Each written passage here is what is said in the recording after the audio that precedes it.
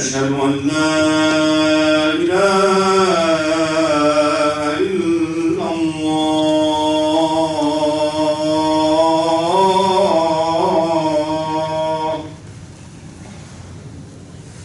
أشهد أن محمدا رسول الله.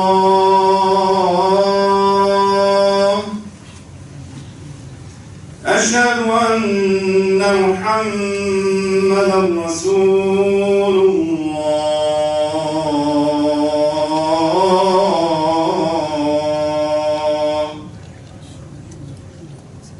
حي على الصلاة.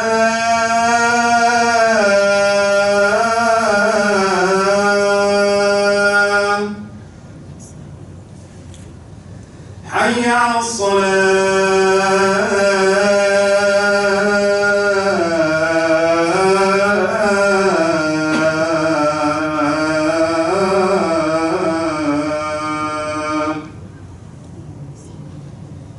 حي على الفلاح.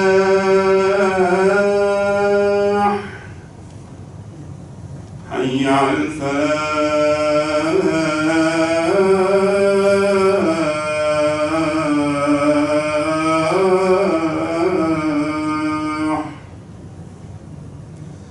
الله أكبر الله أكبر. لا إله إلا الله.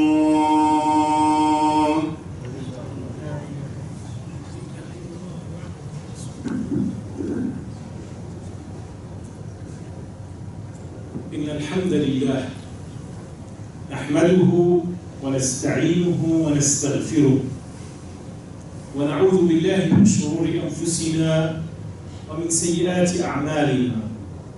من يهده الله فهو المهتد ومن يضلل فلن تجد له وليا مرشدا. نسأل الله سبحانه وتعالى أن يهدينا جميعا إلى ما يحبه ويرضى. My brothers and my sisters, we are still living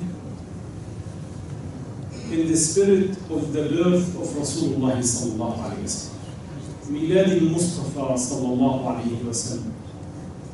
And when you as a Muslim try to think of Rasulullah sallallahu alayhi wa sallam, his birth, his youth, his grown up, his message, his relationship to children, women, men, friends and enemies, his life journey, his relationship with the outside world, you will be taken by the greatness of the character of Rasulullah sallallahu alayhi wa sallam. And that's why Rasulullah sallallahu alayhi wa sallam really was described by Allah subhanahu wa ta'ala, وَإِنَّكَ لَعَلَى خُلُقٍ عَظِيمٍ. Truly, indeed, you have a great character. Subhanallah. Imagine when your teacher tells you, oh, you're a good person, you're a good student. Or imagine your boss says, oh, you're really very good in the company. And imagine your superior will say good word about you.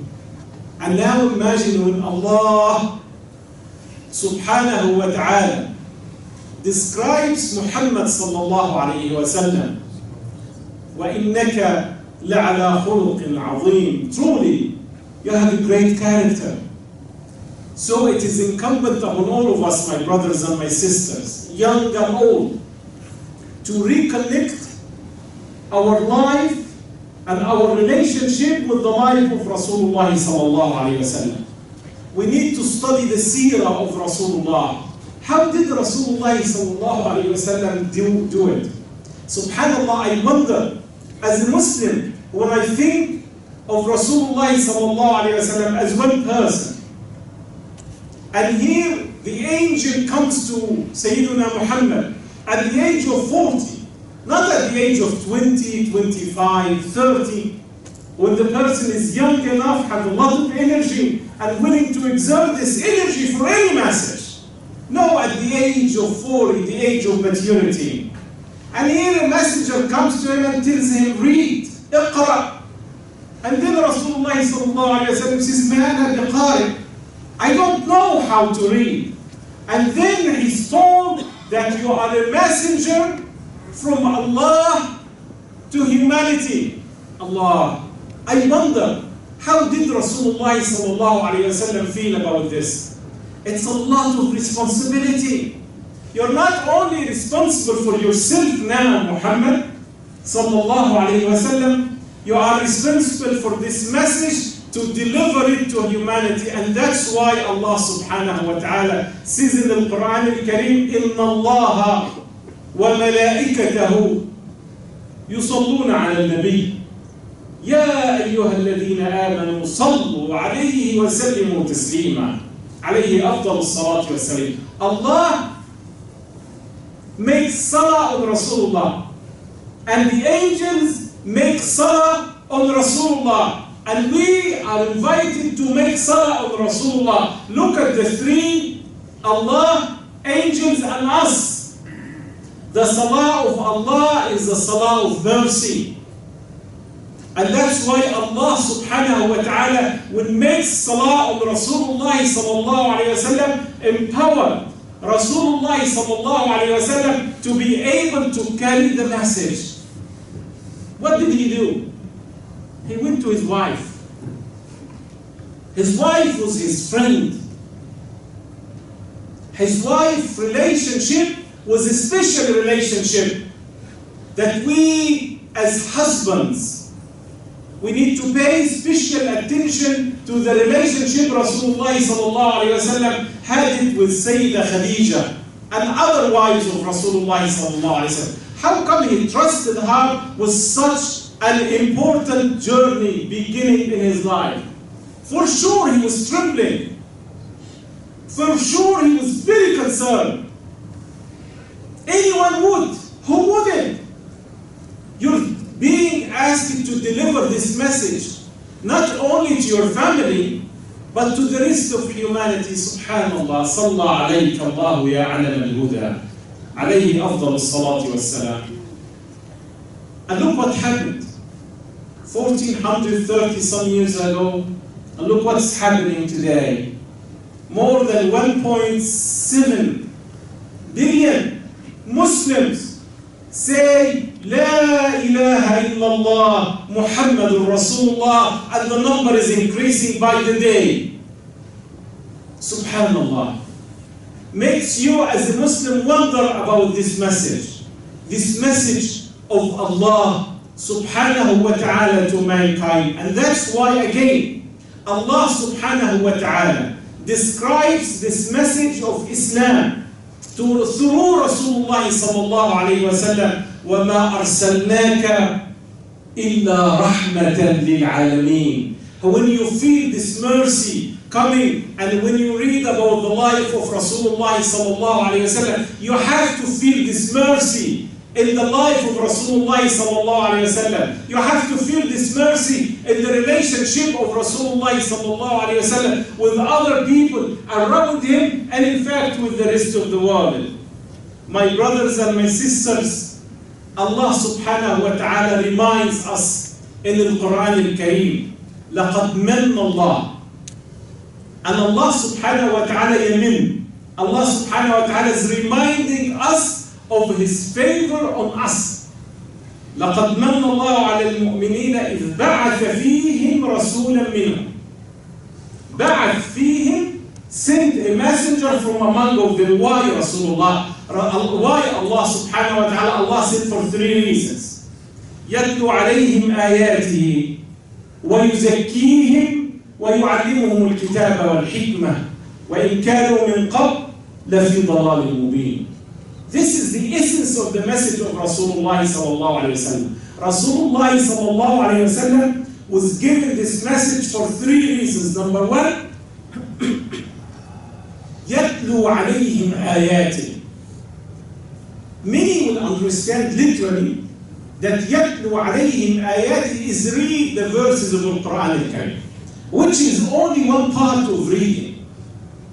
Imam al-Ghazali explains يتلو عليهم آياته أن يتعرف على منهج الله من خلال آيات القرآن الكريم. Imam al-Ghazali, when Allah says that this messenger has three functions. Number one is to relate to the signs of Allah subhanahu wa ta'ala, to the ayat, signs, verses in the Quran. Some of us will understand it that signs means the literal meaning of the verses of the Quran. But Imam al-Ghazali says that those signs mean the way you understand Islam in its totality, the way you live Islam in your life, the way you share Islam with others. يتلو عليهم آياته ويزكيهم, purify them, cleanse them, make them better human beings. And that's why Rasulullah sallallahu alayhi wa sallam says, من كان يومه مثل أمسه فهو مغبون. If your day is similar to yesterday, you are a loser. Look at the way Rasulullah sallallahu alayhi wa sallam pushing us progressively. Every day you increase in knowledge. Every day you increase in reward. If your day is the same as yesterday, you become a loser. يتلو عليهم آياته ويزكيهم, purify them, cleanse them. And this is what the Sahaba of Rasulullah sallallahu alayhi wa sallam understood the message of Islam. We today as Muslims, when we look at the world of Muslims now, when we look at Muslims being slaughtered in many different parts of the world, when we see the largest number of refugees in the world is made of Muslims, when we see Muslims in this country are being attacked right and left, when young Muslim students do not feel safe to go to school, we need to remember the character of Rasulullah sallallahu alayhi wa sallam. How did Rasulullah sallallahu alayhi wa sallam do it?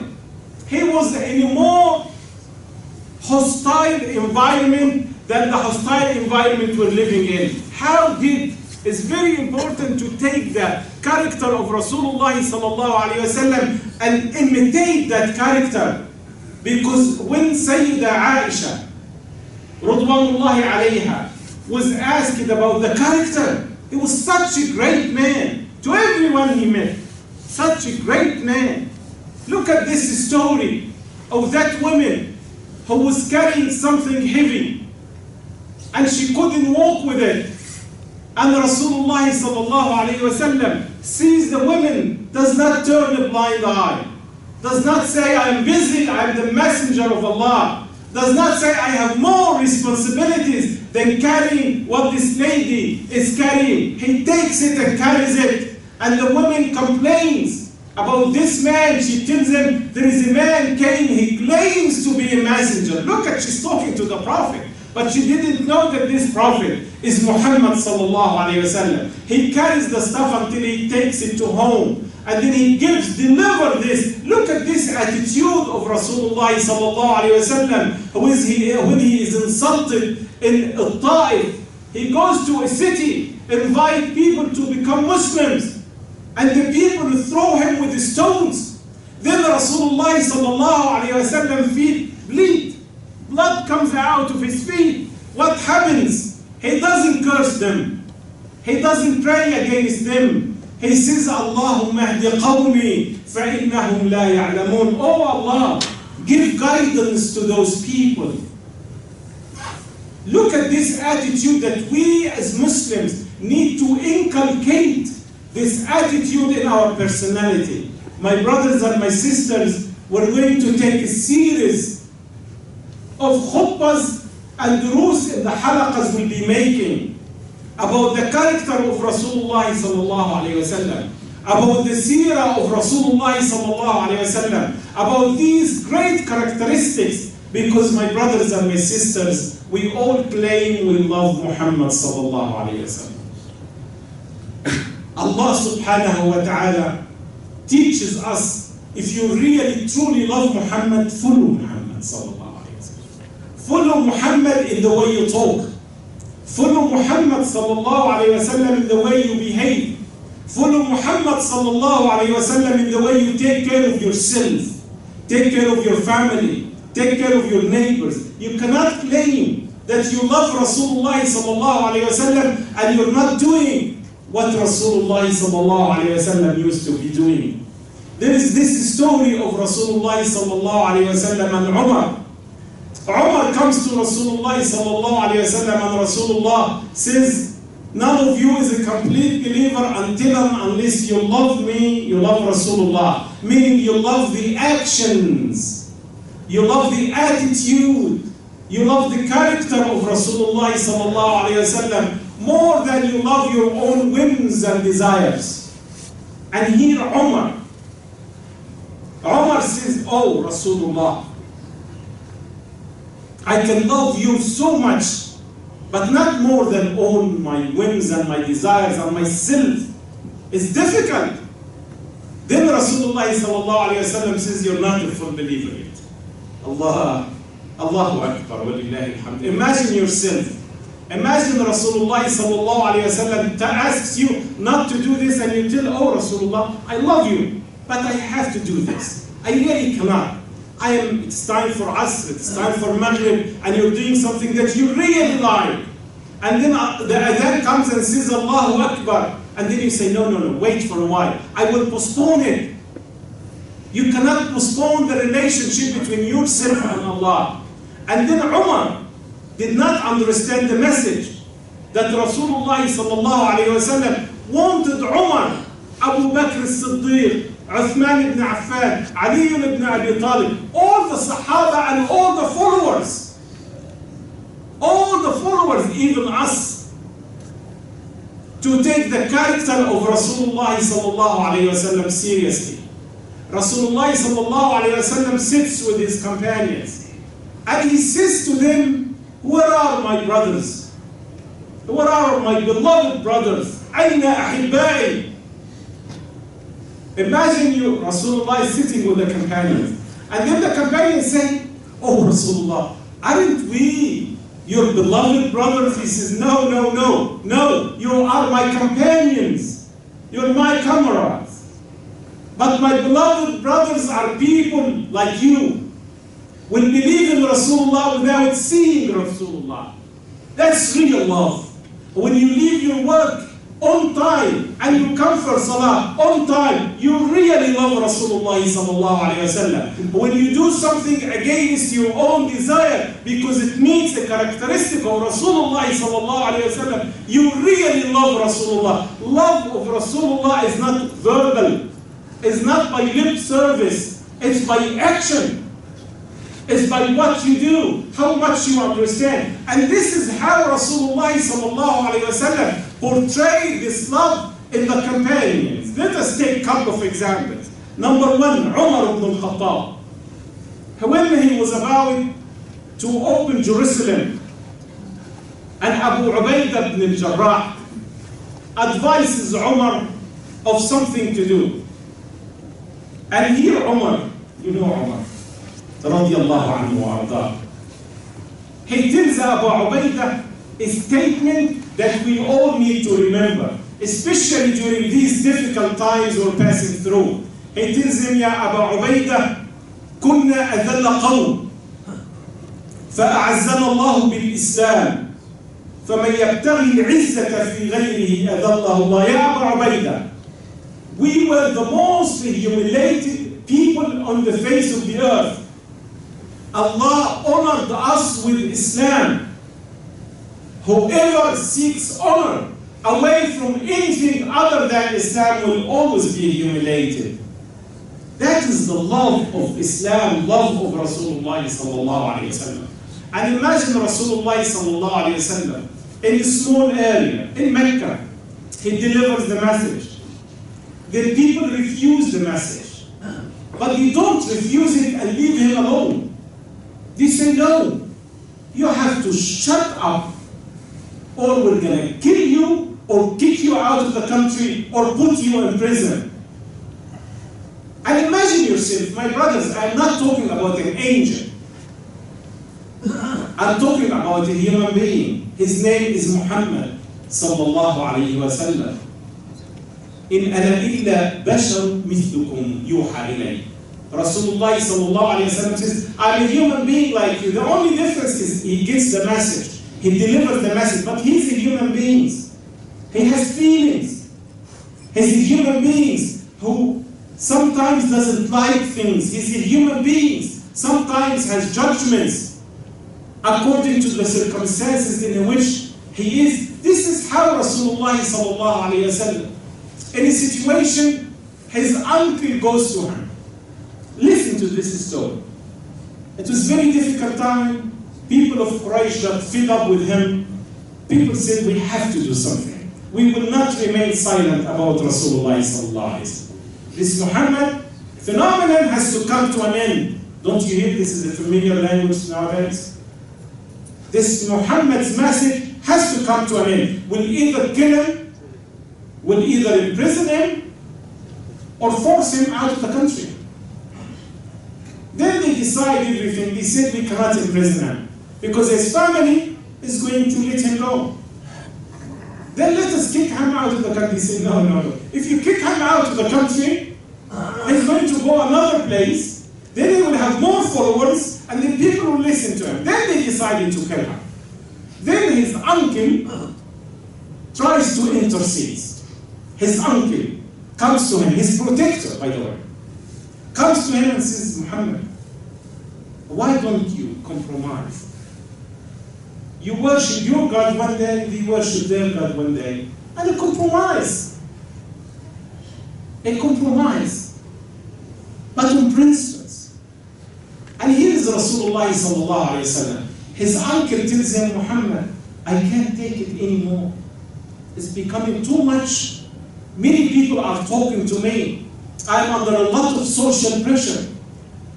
And then Rasulullah sallallahu alayhi wa sallam, so powerfully, so teachingly, teaches us never compromise on principles. You can compromise on technique. You can compromise on how to get things done, but not on the principle. He says on the principle, والله يا عمي لو وضعوا الشمس في يميني والقمر في يساري على أن أترك هذا الأمر ما تركته أبدا حتى يظهره الله أو أهلك دونه الله الله أكبر.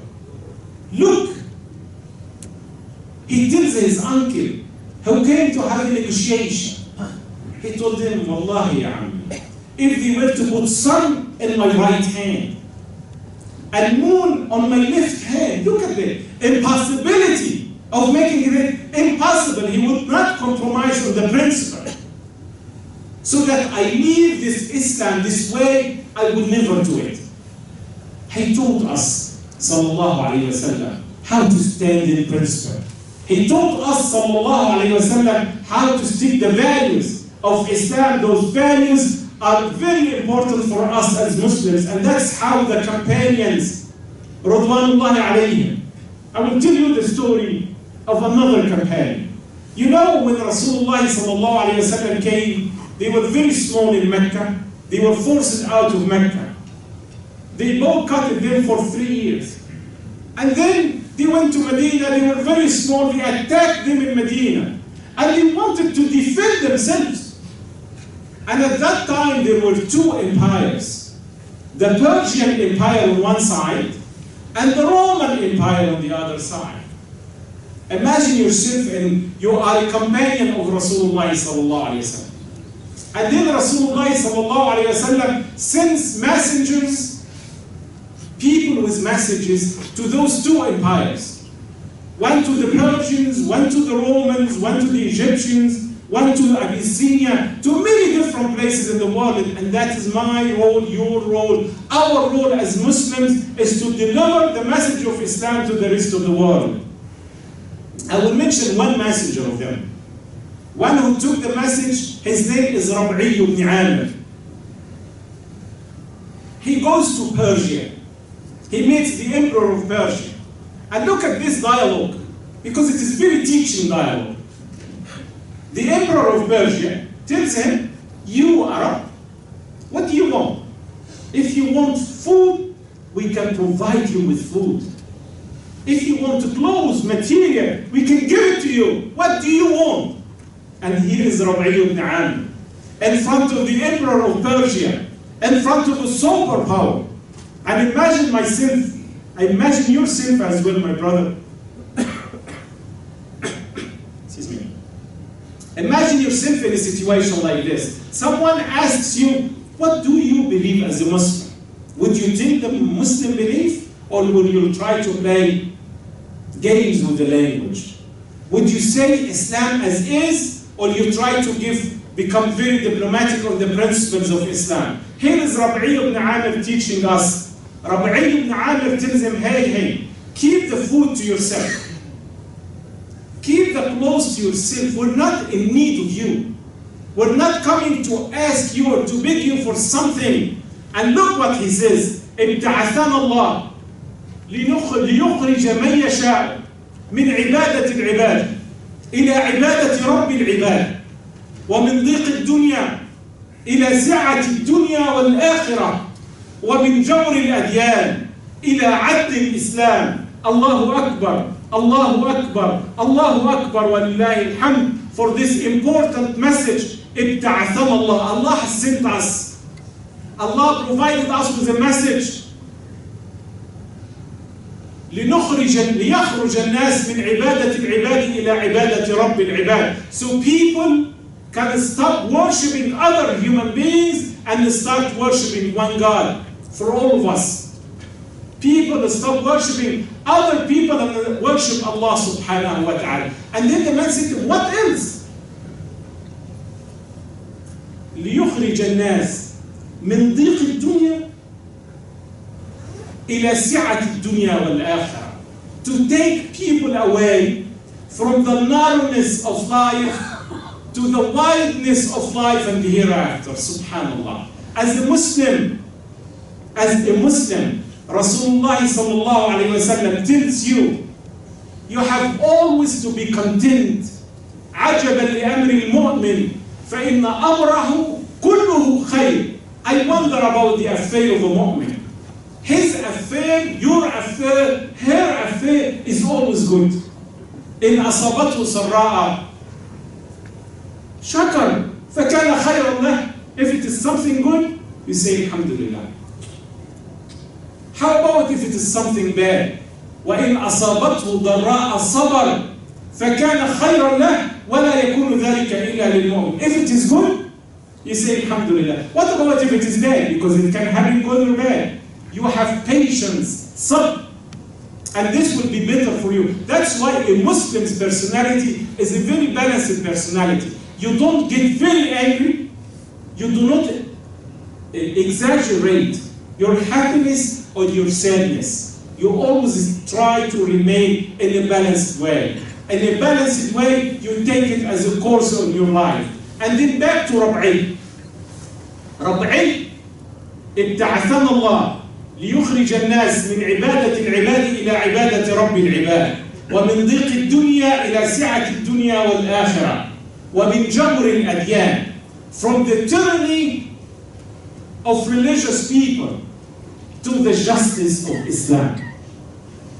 This is a student who was educated in the school of Rasulullah sallallahu alayhi wa sallam. لَقَدْ مَنَّ اللَّهُ. Allah has favored us as a people. Those who are here are favored by Allah subhanahu wa ta'ala. That Allah has sent a messenger. لقد من الله على المؤمنين إذ بعث فيهم رسولا منهم يتلو عليهم آياته ويزكيهم ويعلمهم الكتاب والحكمة وإن كانوا من قبل لفي ضلال مبين. أقول قولي هذا وأستغفر الله لي ولكم فاستغفروه لعلها تكون ساعة إجابة.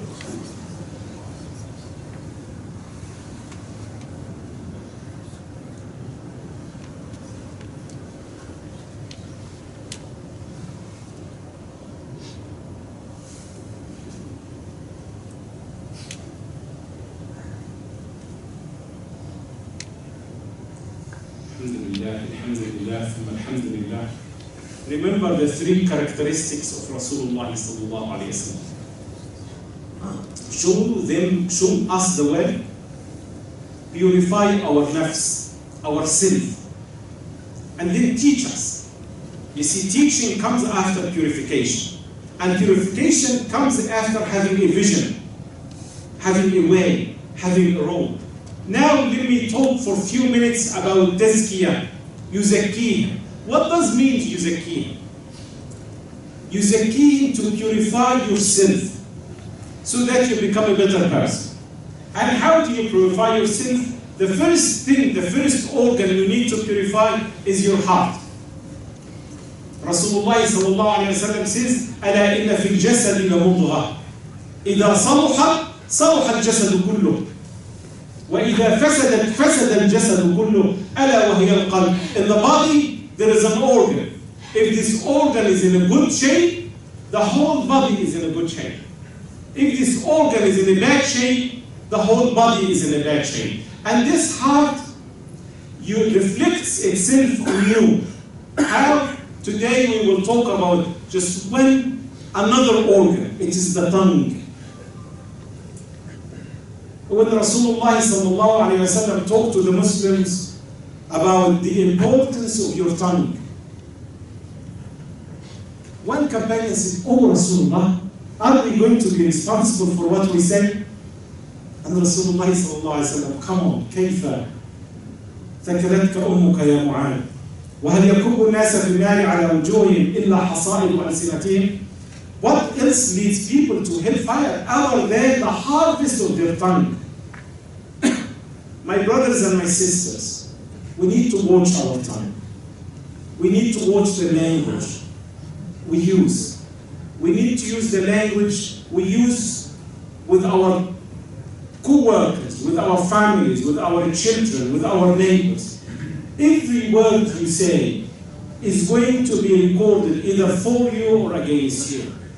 وَمَا يَنْفِضُ مِنْ قَوْلٍ إِلَّا لَدَيْهِ رَقِيبٌ عَتِيدٌ. Not a single word you utter. This word is either for you or against you. And that's why it's very important, my brothers and my sisters, that we watch Sahabat Rasulullah sallallahu alayhi wa sallam, the companions, before they speak, they would think of what they say. If it is good, they say it. If it is bad, they don't say it. Sometimes it is said that they used to choose the words. Even the words, you have a better use of words, use the better word so that it can create a better relationship between you and the person you are speaking. Of course, the tongue has certain defects, certain illnesses, certain diseases. I will talk very briefly today about those in totality, and maybe another khutbah, inshallah, will try to speak about them in detail. Allah teaches us subhanahu wa ta'ala in the Quran al-Kareem, وَقُلْ عِبَادِي يَقُولُ الَّتِي هِيَ أَحْسَنُ. Tell my people, my servants, my children, tell the Muslims to say that which is better. We all have different options when we speak. Please, for the sake of yourself, and for the sake of the Islam that you represent, when you speak, speak nicely. When you speak wisely. When you speak to the point. Don't keep going around. Be direct, be straightforward, be transparent. And it is a very good characteristic of Muslims. Try to avoid nonsense talk. Try not to waste your life talking things that do not matter. Try not to talk about things that does not concern you. من حسن إسلام المرء تركه ما لا يعنيه. If you are a better Muslim, you don't care about the things that is not part of your concern. Don't be worried. Why is he dressed like this? Why does he have this jacket? Why is he driving this car? Why does he live in such a nice house or such a poor house? Don't be busy with this. This is none of your business. And to become a better Muslim is to be concerned with your own business. Avoid talking falsehood. Unless you're sure of what you're saying, don't say it. قُلْ هَاتُوا بُرْهَانَكُمْ إِن كُنتُمْ صَادِقِينَ. If you have an evidence, you can speak about it. If you don't have it, don't say, I heard something about this brother or about this. Don't say this. Unless you're sure, unless you have an evidence, don't take what you know to the outside. And another characteristic, avoid showing off. If you are and another brother or sister are talking, don't try to put them down. Don't try to show them that they are lousy speakers, or that they need not to speak, or that they are not important. And avoid argumentation. Don't argue. If you argue too much, you create hard feelings. And you as a Muslim, you need to create an amicable relationship with your Muslim brothers and sisters. Avoid fighting in totality. Avoid fighting with your Muslim brothers and sisters. Avoid fighting with your spouse at home. Because fighting can cause harm, and it can make you make serious mistake. Avoid cursing. Never curse. Rasulullah sallallahu alayhi wa sallam was in a caravan, and someone was riding a camel. And then the camel was not moving in the right direction. So this man cursed the camel. You know what Rasulullah sallallahu alayhi wa sallam told the man? You man, you cursed the camel. He said, yes, you can't walk with us. The camel. Why Rasulullah told him? Because we cannot walk with a cursed camel. So imagine many times we use foul language. Many times we use words that will be held against us. We need to watch the language that we are using. Never make fun of your Muslim brothers or of anyone. لا يسخر قوم من قوم عسى أن يكونوا خيرا منهم. Never make fun. Never mock other people. Maybe they are better than you. Maybe they are better than us. So please watch your tongue and watch your eyes. When you see something and you want to speak, you need it, let it go through your Islamic understanding. Never mock. And another characteristic, another defect of the tongue, never reveal a secret. If someone shares a secret with you, it's a characteristic of someone who commits treason. It's betrayal to reveal the secret of your brother and sister. Or your spouse tells you a secret, you pick up the phone, and then you share the secret with others. As a Muslim, if you're given a secret, you need to keep it as a secret. Never break a promise. Always try, if you make a promise, you keep the promise. Look at what Rasulullah sallallahu alayhi wa sallam says. Ayatul munafiq thalas. The hypocrite, and you know hypocrites will be punished more than kafirs. The hypocrites have three characteristics. إذا حدث كذب, when they speak, they lie. إذا وعد أخلف, when they make a promise, they break a promise. وإذا اؤتمن خان, when they are trusted with something, they do not honor that trust. Last defect is ghiba, backbiting. Look at the English language, it's called backbiting. The Quranic language, أَيُحِبُّ أَحَدُكُمْ أَنْ يَأْكُلَ لَحْمَ أَخِيهِ مَيْتًا. So backbiting is a crime. And what is backbiting? You speak against your brother. What about if you call him a lay person, or a person who doesn't know how to speak, or a person who has a problem with his tongue? And he does have this problem. This is called ghaiba. As long as you speak behind his back. If it is not in him or in her, that is called the transgression, not ghaiba. Ghaiba is you talk about your brother something in him, or your sister something in him. As a Muslim, you need to watch your tongue so that we can be purified. Allah subhanahu wa ta'ala has revealed the Quran and has sent Rasulullah sallallahu alayhi wa sallam for a specific message to make us understand the vision of Islam.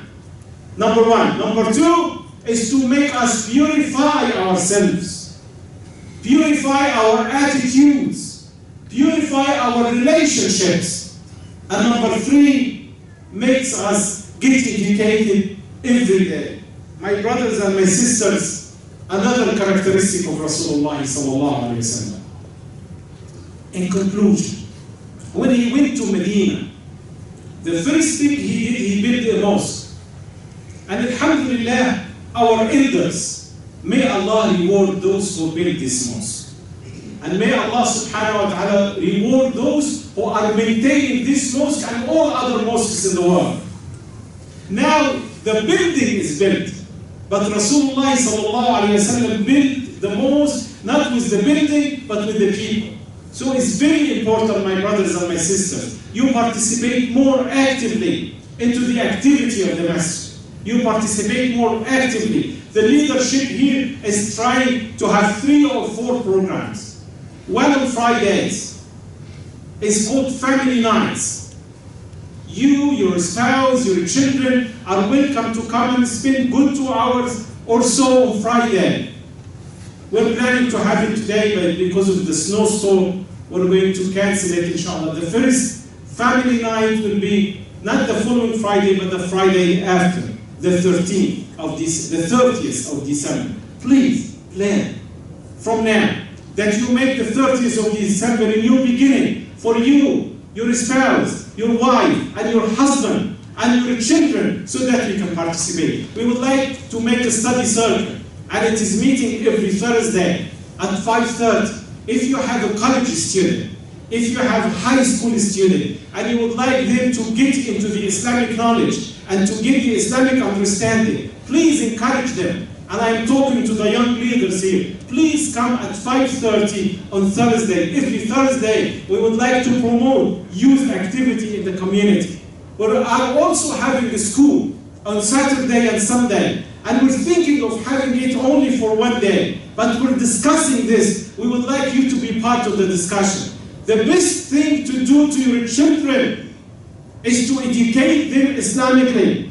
And by Islamic education, it means all education is Islamic education as long as it is good education. Please pay special attention to the education of your brothers and sisters and of your children. Yesterday, a representative from the police department visited us here to make sure that they will be protecting the place and they will be protecting any Muslim, and they're planning to develop relationship with us. And the police chief is like to come and visit you and talk with you about whatever happens to Muslim. We need to communicate. We need to be active citizens in the community. We welcome them. We talked. We exchanged number and phone numbers, and we'll be visiting them. We'll be making a workshop for the police about the sensitivity of the Muslim cultures. We need people who are interested in participating in community activity. Please come forward.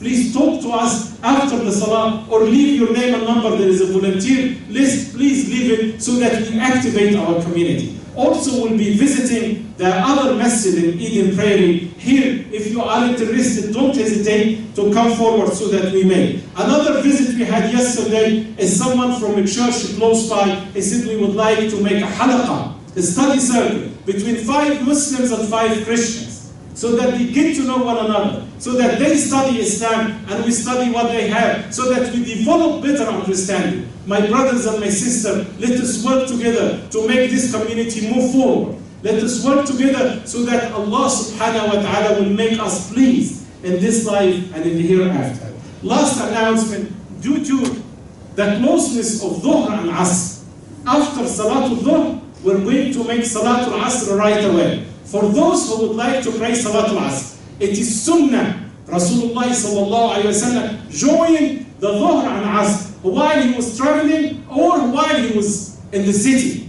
So we can do this. For those who don't want to make it, you have the right to pray Asr later. Asr is going to be in a few minutes after we finish our Asr. So we will have the option, 2 options. We can pray together right after Salat al-Jum'ah, or pray right after Asr in its time. so that we make it easy. For some of you say, we go to work, we would like to go to work with Asr, with barakah of Asr, inshallah. I'll make dua, let us say Ameen. Allahumma ahdina fi man hadayt, wa tawallana ya Rabbi fi man tawallayt, wa barik Allahumma lana ya Rabbi fi ma a'tayt, wa qina wasrif anna sharra ma qadayt.